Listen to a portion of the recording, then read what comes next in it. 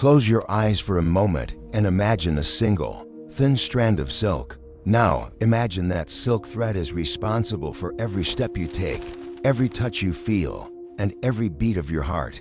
In my 45 years of clinical practice, I have seen these silk threads your nerves wither not from a sudden strike, but from a quiet, suffocating neglect. You might feel a faint buzzing in your toes, or perhaps a slight clumsiness when you button your shirt. You tell yourself it is just another birthday. But in my exam room, I learned that the body whispers long before it screams. We are witnessing the birth of an invisible sign, a subtle wobbling, when you stand on one foot that predicts a total system failure years before it arrives. If we don't intervene, we head toward the retirement tragedy, a life where the wealth you spent decades accumulating is surrendered in a desperate, futile attempt to buy back the health you allowed to slip away.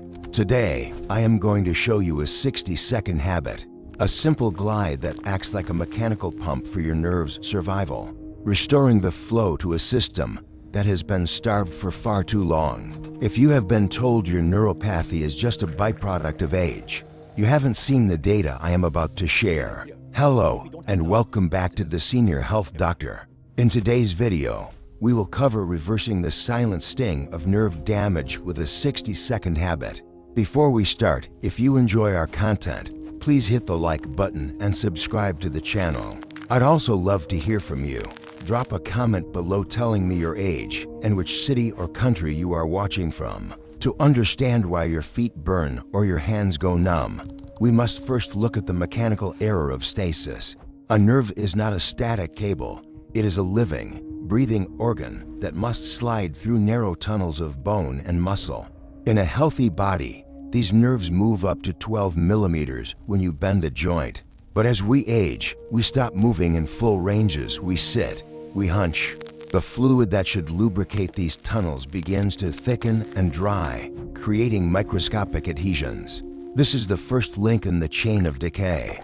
Your nerves are no longer gliding, they are being tugged. Every time you reach or walk, you are micro-stretching a tissue that was never meant to be elastic. This mechanical friction triggers a cellular stress response within the nerve's protective sheath. The myelin, think of myelin as the insulation on a wire when the nerve is tethered by adhesions.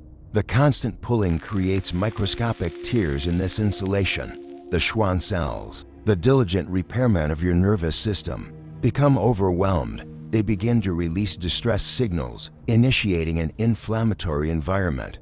This isn't the kind of inflammation you see in a swollen ankle.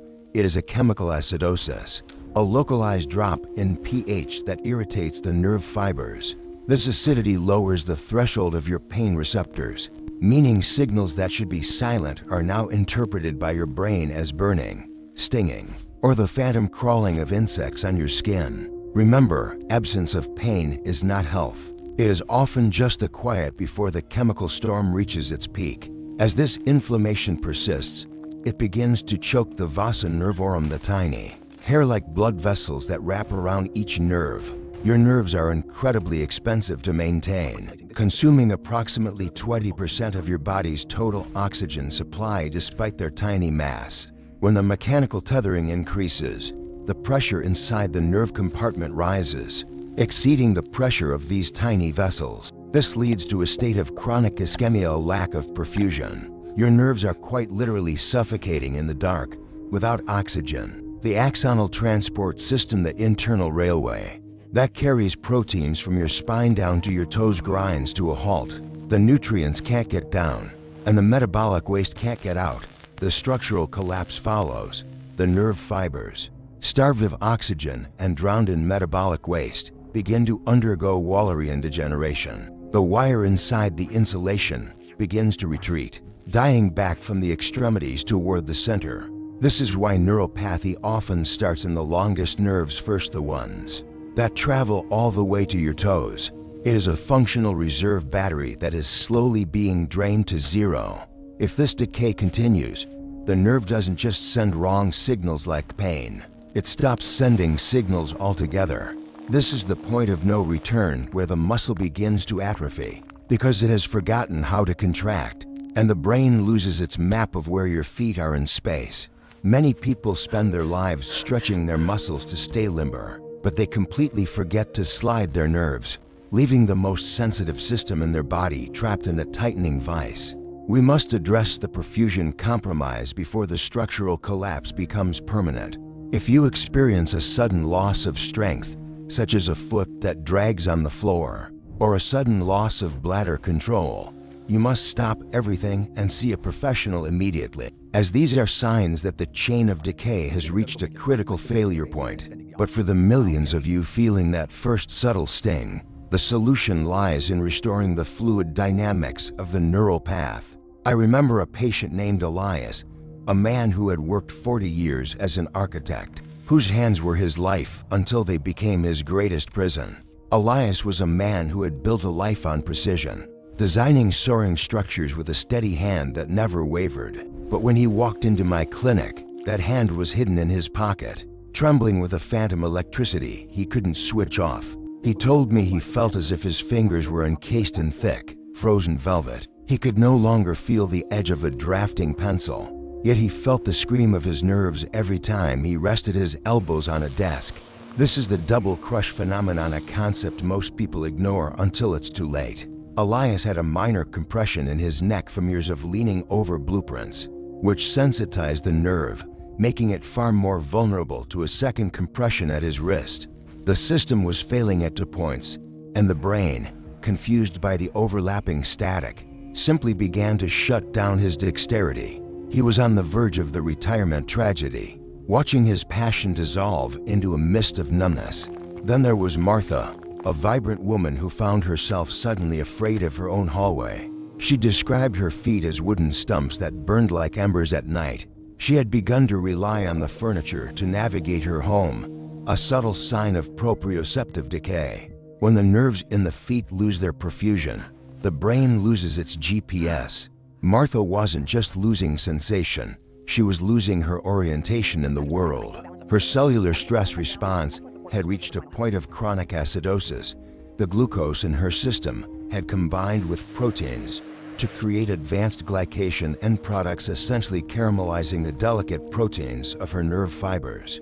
Her nerves were becoming brittle, like old rubber bands left in the sun. She was ready to accept a life of limited mobility, believing the batteries of her legs had simply run out. But the body's functional reserve is a resilient thing if you provide the right mechanical stimulus.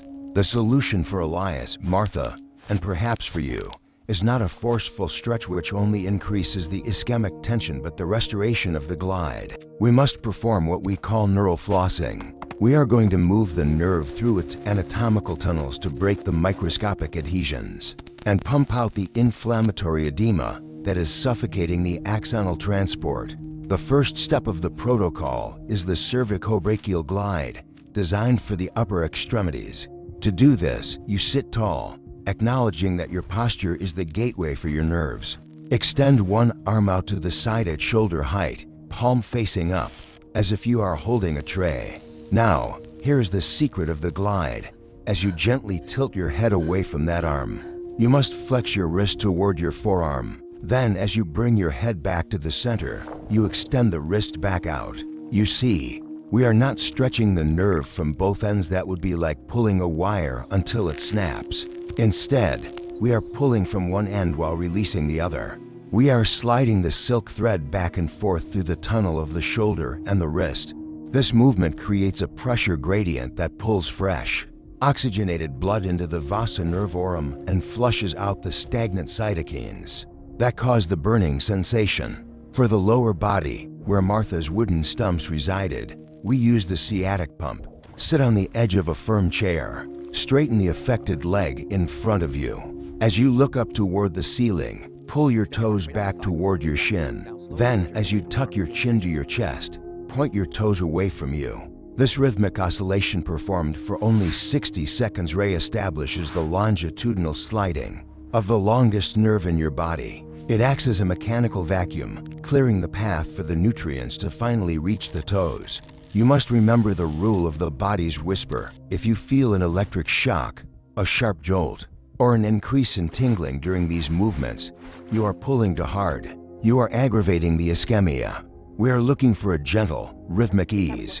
We are trying to convince the nervous system that it is safe to move again. We are bypassing the statuesque posture of old age that leads to nerve mummification. For Martha, after only 2 weeks of this 60-second ritual, the velvet began to thin. The brain started to receive clear data again because the axonal railway was finally back in operation. However, mechanical movement is only half the battle. If the chemical environment remains toxic, the glide will only provide temporary relief. Before we move into the final clinical hurdles, I must warn you about the nighttime trap, the period where your cortisol drops and your nerves are most at risk of permanent ischemic damage. The nighttime trap is where the retirement tragedy often claims its victims. As you lie still, your blood pressure drops and your heart rate slows. In a healthy body, this is a time of repair, but in a suffocating nerve, this stasis is a death sentence. Without the pump of movement, the inflammatory fluids pool around the nerve roots in your spine and the tunnels in your wrists. This is why you wake up with hands that feel like lead or feet that sting like a hornet's nest. I am often asked by patients, "Doctor, Arthur, is my mattress the culprit?" The truth is, while a firm mattress helps, the real enemy is your nocturnal posture. If you sleep with your wrists curled like a sleeping bird, or your knees tucked tightly to your chest, you are physically kinking the garden hose of your nervous system. You are increasing the internal pressure until the vasa nervorum collapse entirely. I advise my patients to use neutral splints or strategically placed pillows not as a cure, but as a structural guard to prevent the chain of decay from accelerating while they sleep. Another question that haunts the clinic hallways is whether the damage is permanent. Is it too late for me? People see the wooden stumps of their feet and despair. But the nervous system possesses a remarkable quality known as neuroplasticity and a limited, yet real, ability for axonal regrowth provided the environment is no longer toxic. If you can still feel even a hint of temperature or a dull pressure, the silk thread is still there. It is simply dormant, waiting for oxygen. By restoring the glide and managing systemic inflammation, perhaps by reducing the sugars that caramelize your proteins or increasing your intake of B vitamins like benfotiamine, you are essentially clearing the rubble off the tracks so the axonal train can run again. However, we must address the skeptics who say, "I've tried moving and it only hurts more." This is where the 5-to-1 rule of depth is vital. If movement hurts, it is because you are likely stretching an inflamed nerve rather than gliding it. A stretch increases tension, which narrows the nerve and squeezes out the blood, exactly what we are trying to avoid. A glide, as I have described, keeps the tension neutral. If you feel that sharp, electric red flag, your body isn't just whispering. It is shouting that you are causing further ischemia. Stop, shorten the range. Be the compassionate gardener, not the aggressive construction worker. This brings us to our final warning. The most dangerous phrase in the English language is, "I'll wait and see if it gets better." In the world of neurology, wait and see is the precursor to too late. Every day you allow your nerves to remain stagnant and starved of perfusion, the Schwann cells lose their ability to repair the myelin. The functional reserve battery of your health is not infinite. You are born with a surplus, but you spend it every day through small, silent negligences. I have seen men and women who worked 50 years to enjoy a retirement of travel and play, only to spend those years in a reclining chair, tethered to a bottle of painkillers, because they ignored the pins and needles of their 60s. Do not let your story be one of structural collapse. Restore the glide, feed the microcirculation, listen to the whispers.